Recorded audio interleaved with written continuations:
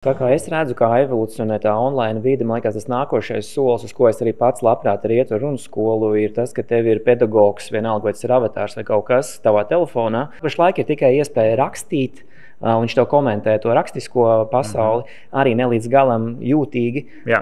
Bet tas, ka ļoti forši tu atver telefonu, tu ar storytelling papatprenēties vai balsi vai kaut ko citu. Jā, kā lai pasaka, ar to, ko es daru, esmu apvienots cilvēks. Es biju starptautisko skolu direktoru konferencē Ņujorkā un izveidojis komiteju par mākslīgo intelektu. Es, protams, pieslēdzos, man tas patīk. Bet visu runa iet par bērniem.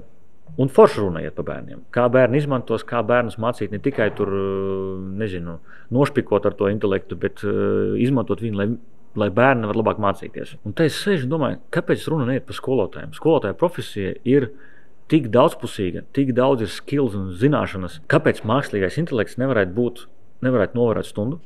Noklausīties, kā tu saki, ne tikai rakstiski, bet noklausīties, noskatīties un dot feedback pēc kriterijiem, kurus skolotājs pats izvēlās. Jā. Es gribu zināt, cik es runāju, cik bērni runāju. Saucās teacher talk. Īstenībā pēc visām teorijām un prakses jāsamazinās teacher talk. Ja tu gribi, lai notiek mācīšanās, tev jārunā mazāk. Skolēniem jārunā vairāk.